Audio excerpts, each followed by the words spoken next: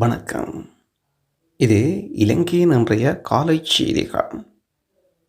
மாத்தறையில் நடந்த பயங்கரம், 2 இளைஞர்கள் சுட்டுப் படுகொலை. மாத்தறையில் நடந்த துப்பாக்கிச்சூட்டு சம்பவத்தில் 2 இளைஞர்கள் கொல்லப்பட்டுள்ளனர். ஸ்ரீ விஷ்ணு கோயில் தெற்கு நுழைவாயில் முன்பாக இருக்கும் சிங்கசன சாலையில் 11:45 அளவில் இந்த துப்பாக்கிச்சூடு நடத்தப்பட்டுள்ளது. வேனில் வந்த 2 அடையாளம் தெரியாத துப்பாக்கிதாரிகள் T56 ரக துப்பாக்கி, 2 9 மில்லிமீட்டர் ரக துப்பாக்கிகளுடன் மோட்டார் சைக்கிளில் சென்று கொண்டிருந்த 2 இளைஞர்கள் மீது துப்பாக்கிச்சூடு நடத்திவிட்டு தப்பிச் சென்றனர். கொலை செய்யப்பட்ட 2 இளைஞர்களின் நண்பரின் பிறந்தநாள் கொண்டாட்டத்திலிருந்து வீடு திரும்பிக் கொண்டிருந்த போது இந்த துப்பாக்கிச்சூடு நடைபெற்றுள்ளது. வேனில் வந்த குழுவினர் விபத்தை ஏற்படுத்திய பின்னர் துப்பாக்கிச்சூடு இடம்பெற்றிருக்கின்றது.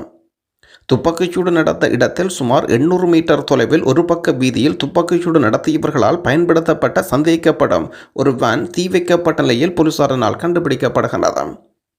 இந்த துப்பாக்கிச்சூட்டில் உயிரிழந்தவர்கள் நெவினுவர பிரதேசத்தில் வசிக்கும் 28 மற்றும் 29 வயதுடைய நதீஸ்வான் மற்றும் பசைந்த.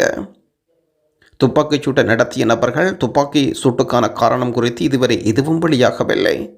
துப்பாக்கிச்சூடு குறித்து விசாரிக்க போலீஸ் குழுக்கள் வழமை போன்று ஈடுபட்டுள்ளதாக போலீஸ் தலைமையகம் செய்தி வெளியிட்டுள்ளனர். ஜனநாயக சமருக்காக கருணா பிள்ளையான் சங்கமம்.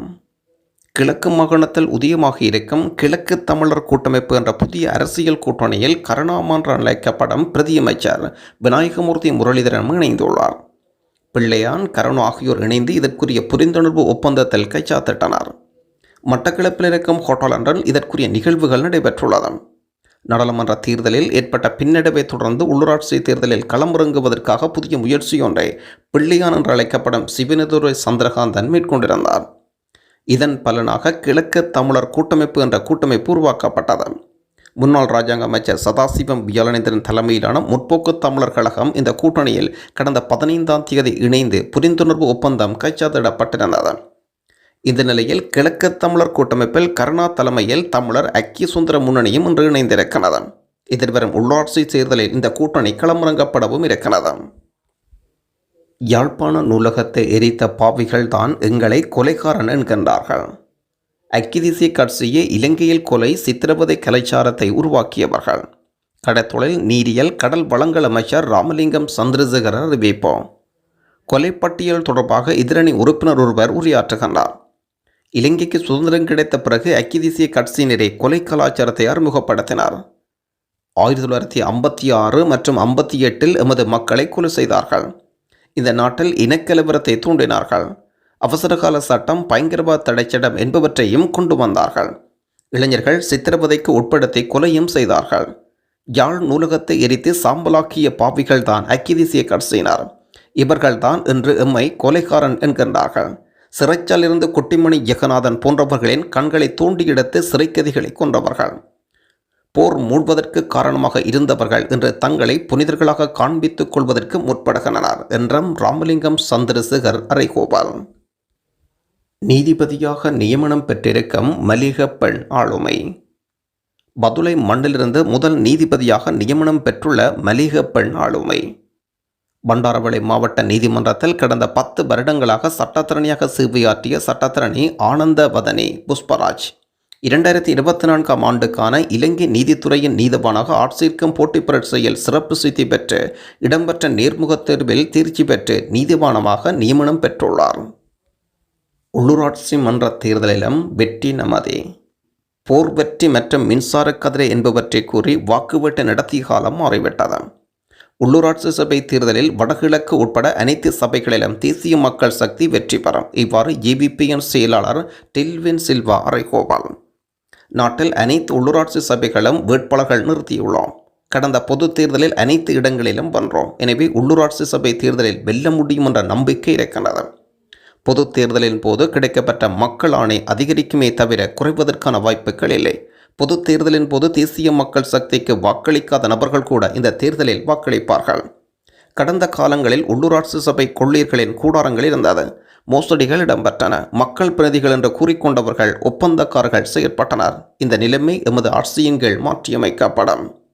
முன்பு ஏபிபி வசம் இருந்த திசமக விகாரை பிரசபைக்கு உட்பட்ட சூழ்ச்சி செய்த ராஜபக்ச ஆட்சி காலத்தில் கைப்பற்றினார்கள். போர் வெற்றி மின்சார கதிரை இதற்காக பயன்படுத்தப்பட்டது. அந்த காலம் முடிந்துவிட்டது. சனத் ஜெயசூர்யாவை சந்தித்த ஏஎம் ரவி. திரைப்பட படைப்புக்காக தற்போது இலங்கை வருகை தந்திருக்கும் இந்திய திரைப்பட நடிகர் ஏஎம் ரவியை இலங்கையின் முன்னாள் மூத்த நட்சத்திர கிரிக்கெட் வீரர் சனத் ஜெயசூர்யா சந்தித்துள்ளார். இந்த காணொளி தற்சமயம் சமூக வலைத்தளங்களில் வைரல். திரைப்பட படைப்புக்கு இந்திய திரைப்பட நடிகர் ஏஎம் ரவி உட்பட்ட குழுவினர் கடந்த 11ஆம் தேதி இலங்கை வந்தடைந்திருந்த விடயமும் குறிப்பிடத்தக்கது. பட்டலந்த ஆணைக்குழு அறிக்கையின் அடுத்த கட்ட நகர்வு குறித்து வெளியானது விசேட தகவல். பட்டலந்த ஆணைக்குழு அறிக்கையில் உள்ளடக்கப்பட்டுள்ள குற்றச்சாட்டுகள் பதிவு செய்வதா அல்லது மேலதிக விசாரணை மேற்கொள்வதா என்பதை தீர்மானிப்பது குறித்து ஜனாதிபதி சட்டத்தரணி கருத்து வெளியிட்டிருக்கின்றார். 1948ஆம் ஆண்டு அப்போது ஜனாதிபதி சந்திரிகா பண்டாரநாயக்க குமாரதுங்க பட்டலந்த ஆணைக்குழுவை அமைத்துள்ளார். 1988 மற்றும் 90ஆம் ஆண்டு காலகட்டத்தில் காணாமல் போனவர்கள் தனிநபர்கள் சட்டவிரோதமாக தடுத்து வைக்கப்பட்டது பட்டலந்த வீட்டு வசதி திட்டத்தின் கீழ் தடுப்பு மையங்களில் செயல்பாடு குறித்து விசாரிப்பதற்காக அமைக்கப்பட்டது. விசாரணைகள் நடத்த அப்போதைய ஜனாதிபதி பல முறை நீடிப்புகளை வழங்கிய போதிலும் அறிக்கை தொடர்பாக இந்த நடவடிக்கையும் எடுக்கப்படவில்லை. இந்த குற்றங்கள் குறித்து அல் ஜசீரா ஊடகவியலாளர் முன்னாள் ஜனாதிபதி ரணில் விக்ரமசிங்கவிடம் கேள்வி எழுப்பிய போது தொடர்புடைய ஆணை அறிக்கை நாடாளுமன்றத்தில் செய்யப்படவில்லை என்று பதில் வழங்கியிருந்தார். இதையடுத்து இந்த அறிக்கை கடந்த வாரம் நாடாளுமன்றத்தில் கொடுக்கப்பட்டிருந்தது. குறித்த அறிக்கையின் மூலம் யாரையும் நேரடியாக தண்டிக்க முடியாது. அதன் உள்ளடக்கங்களின் அடிப்படையில் குற்றச்சாட்டுகளை பதிவு செய்யலாமா அல்லது மேலதிக விசாரணை நடத்தலாமா என்பதை நீதிமன்றமோ அல்லது ஜனாதிபதி சட்டத்தரணியோ அல்லது ஜனாதிபதியோ தீர்மானிக்க வேண்டாம். மரண தண்டனை விதிக்கப்படும் குற்றங்களை தவிர மற்ற குற்றங்கள் வரம்புகள் உள்ளன. 20 ஆண்டுகளின் பின்னர் குற்றங்களுக்கு வழக்கு தொடர முடியாது என்று சட்ட நிலைமையும் உள்ளது. நடைமுறை அறிக்கையில் குறிப்பிடப்பட்டுள்ள சாட்சியங்கள் இன்னும் உயிருடன் இருக்கின்றார்களா? நீதிமன்றத்தில் சாட்சியம் அளிக்க முடியுமா என்பது பல கேள்விகள் இருக்கின்றன.